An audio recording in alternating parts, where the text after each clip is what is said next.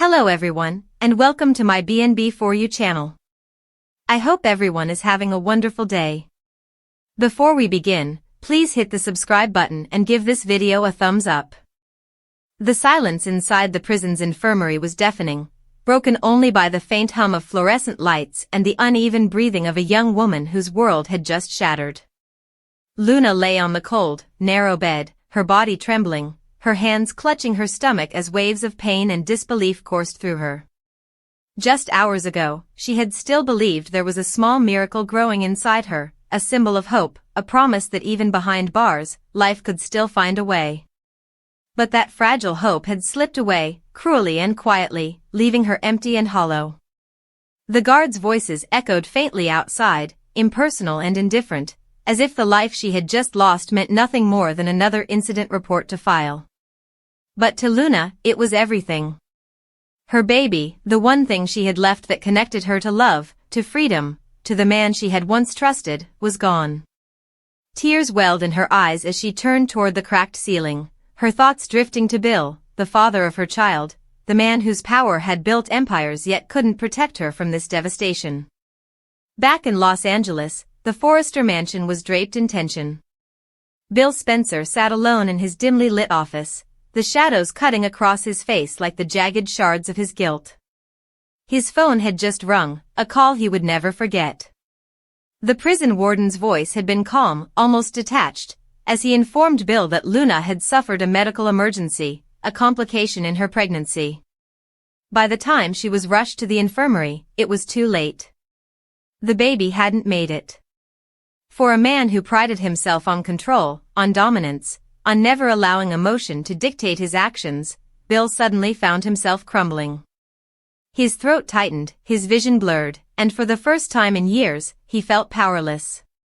He pressed his hands against his face, trying to breathe, but the air wouldn't come. The image of Luna, so young, so broken, yet so brave, flooded his mind, and with it came an unbearable realization: he had done this. His decisions, his arrogance, his refusal to listen when Luna had pleaded for his help, all of it had led to this tragedy. When Bill had first learned that Luna was pregnant, his reaction had been complicated. Shock, denial, and perhaps a hidden flicker of joy he refused to acknowledge. But circumstances had torn them apart before he could make sense of his feelings. Luna's arrest had been the final blow, a mess of lies, manipulations, and misunderstandings that landed her behind bars for a crime she didn't commit. Bill, caught between his loyalty to his family and his lingering feelings for Luna, had chosen silence when he should have fought for her. And now, that silence echoed louder than ever, reverberating through his conscience like a relentless drumbeat of guilt. He rose abruptly from his chair, pacing the room as anger twisted inside him, anger at the system, at fate, but mostly at himself. He slammed his fist against the desk, sending papers flying. "I should have been there," he whispered hoarsely. "I should have saved her." Meanwhile, in her small, sterile prison cell, Luna curled into herself, tears streaking down her cheeks as she clutched the thin blanket around her trembling body. The other inmates had heard the commotion earlier, the guards rushing, the alarms, the muffled cries, but now everything was quiet again, too quiet. The emptiness inside her was both physical and emotional. She had dreamed of holding her baby, of naming them after the moon that had always been her symbol of hope. She had imagined Bill's face softening as he held their child for the first time, his hardened exterior melting away. But that dream was gone, buried beneath the unforgiving walls that surrounded her. She whispered through her tears, "I'm so sorry, baby. I'm so sorry I couldn't protect you." Word of Luna's miscarriage spread quickly, as news always did among the elite families of Los Angeles. Katie Logan, Bill's ex-wife and the woman who had once shared his heart, stood frozen when she heard. Though she and Luna had clashed before, she had never wished this kind of pain on anyone. When she arrived at Spencer Publications later that evening, she found Bill standing by the window, staring out at the city skyline with red, swollen eyes. The man who had built his empire on ruthless ambition now looked like a shadow of himself. "Bill," Katie said softly, her voice trembling. He didn't turn. She lost the baby, he whispered, his voice barely audible. Because of me. Katie stepped closer, her heart breaking for the man she had once loved so deeply. You can't blame yourself for everything, she tried to say, but the look on his face silenced her. He turned finally, and she saw the tears glistening in his eyes. She was alone, Katie. In a prison cell. And I let her be there. The image of Luna suffering in isolation tore through him like a knife. Bill had always believed he could fix anything, buy his way out of problems, use his influence to bend fate. But this was something money couldn't fix. He had tried to convince himself that Luna was strong enough, that she would survive until her appeal hearing. He had promised himself he'd make things right once she was out. But life hadn't waited for him. The baby hadn't waited. And now all he had left were regrets and the haunting echo of what might have been. He dropped to his knees, his composure finally breaking, and Katie instinctively moved forward, placing a hand on his shoulder as he wept. I failed her, he choked out. I failed them both. Back at the prison, Luna's body slowly recovered, but her spirit didn't. The doctors told her she needed rest, but rest was impossible when every breath reminded her of what she'd lost. She had spent nights tracing invisible patterns on her stomach, whispering lullabies into the emptiness, pretending her baby could still hear her. Her cellmate, a quiet woman named Marisol, tried to comfort her, but Luna barely spoke. Her mind replayed every moment leading up to that night, the sharp pain, the panic, the guards shouting for help. She had screamed for the baby to hold on, for life not to abandon her. But the world had been deaf. When she was finally allowed to sit in the prison yard weeks later, she gazed up at the evening sky, her eyes finding the faint glow of the moon. You were supposed to be my light, she murmured. When Bill finally received permission to visit Luna, he almost didn't go.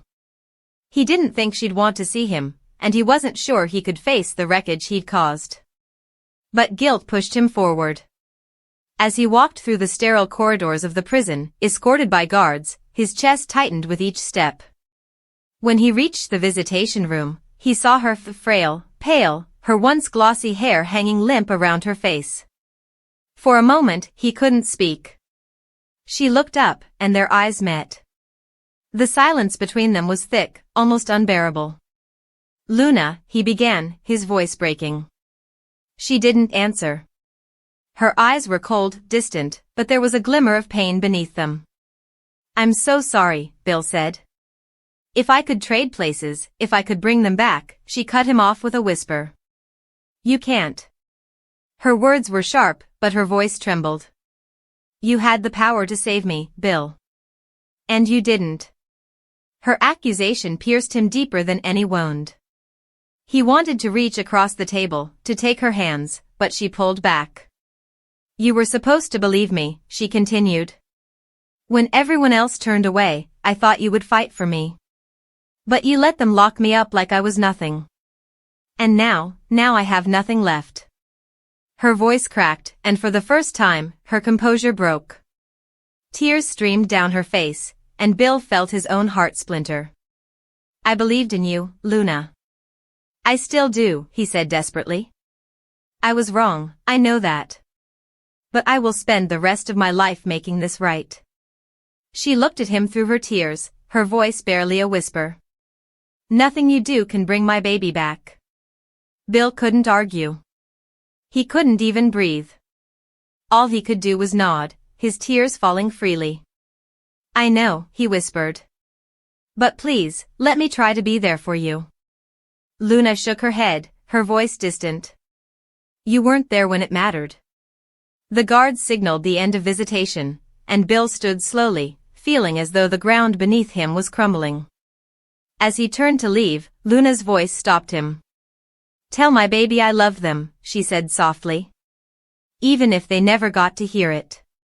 The words hit him like a blow, and he stumbled out of the room, his heart shattering completely. That night, Bill sat in his car outside the prison for hours, staring at the barbed wire fence. The moon hung low in the sky, a cruel reminder of what he had lost. He thought about all the chances he'd had to make different choices, all the moments he could have changed the outcome.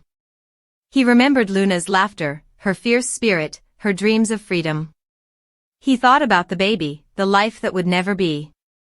The weight of regret was suffocating. When he finally drove away, his face was streaked with tears.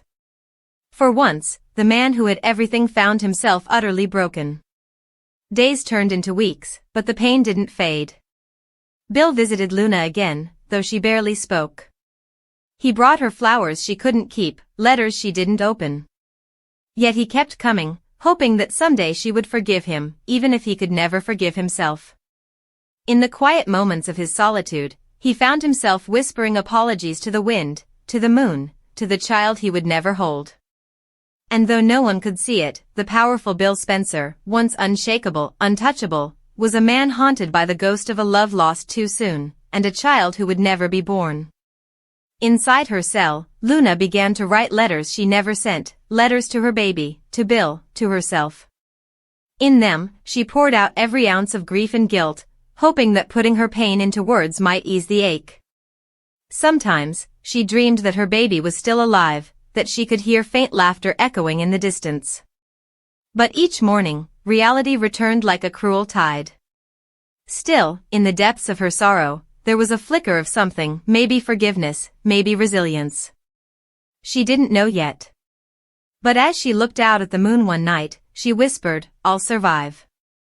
For you."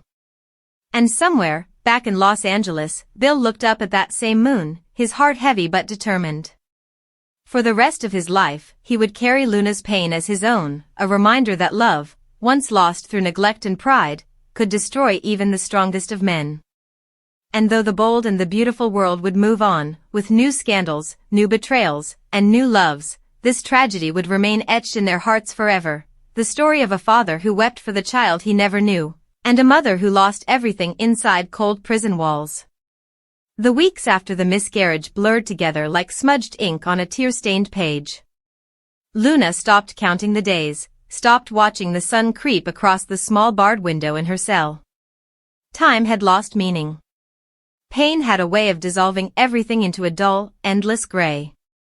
Her body healed slowly, but her heart refused to. The other inmates gave her space, they whispered her name in hushed tones, as though she carried a curse. The guards treated her with forced politeness, aware of who she was connected to. But none of it mattered.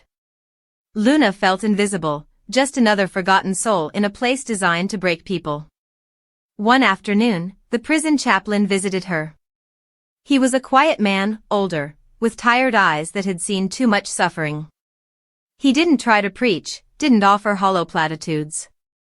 He simply sat across from her in the visitation room and said, "Sometimes, the hardest part of surviving isn't living, it's forgiving." Luna didn't answer, but his words stayed with her long after he left. Forgiveness. The word tasted like ash. How could she forgive Bill? How could she forgive the world that had stolen her child, her freedom, her dignity? She had loved once, foolishly, fiercely, and that love had led her straight into hell. But somewhere deep inside, beneath the bitterness, something stirred. The baby had been her reason to keep breathing in prison. Now, she realized, that reason hadn't died entirely. It lived on in her memories, her strength, her will to fight back. One night, when the prison was silent, she took a deep breath and whispered into the darkness, "I'll make them remember me. I'll make them see who I really am." It wasn't revenge she wanted anymore, not exactly. It was redemption. Meanwhile, in the glittering heart of Los Angeles, Bill Spencer's life was unraveling in ways even he couldn't control. The walls of his mansion felt colder, emptier. He avoided the office, avoided everyone who might remind him of Luna. Wyatt and Liam noticed his absence from family gatherings, his hollow eyes in meetings. Even Katie, who had seen Bill at his worst, worried that this time, he might never recover. Late at night, Bill would sit in his study, staring at the only photo he had left of Luna, taken months before everything fell apart. She was smiling, radiant, alive. He remembered the way her laughter used to light up a room, how she had once told him, "You pretend to be made of steel, Bill Spencer, but I know there's a heart under all that armor." Now that armor was rusting, crumbling under the weight of grief. He couldn't stop thinking about the baby, the life that would have been his chance to be better. To do things differently.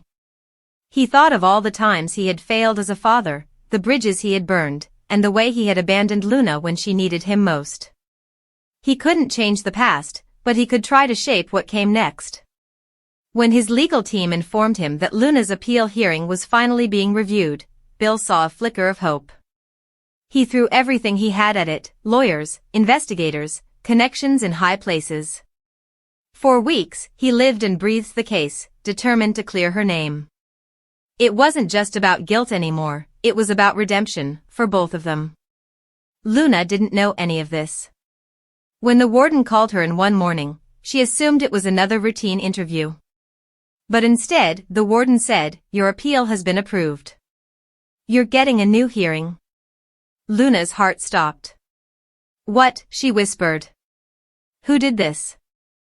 The warden simply replied, "You've got powerful friends." In that moment, Luna didn't know whether to feel hope or fear.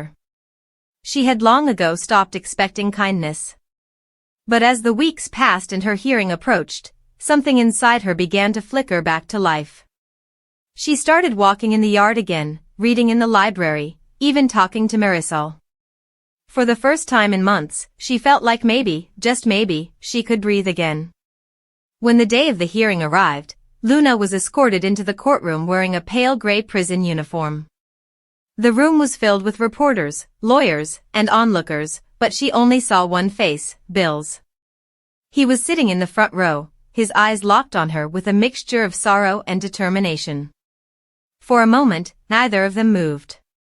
The last time she'd seen him, she'd told him nothing he did could undo what had happened. Now, as their eyes met, she wasn't so sure. The hearing lasted hours. Evidence was re-examined, testimonies were reviewed, and new facts emerged, details that proved Luna had been framed by someone seeking revenge on Bill through her. It was a painful process, but it was also liberating.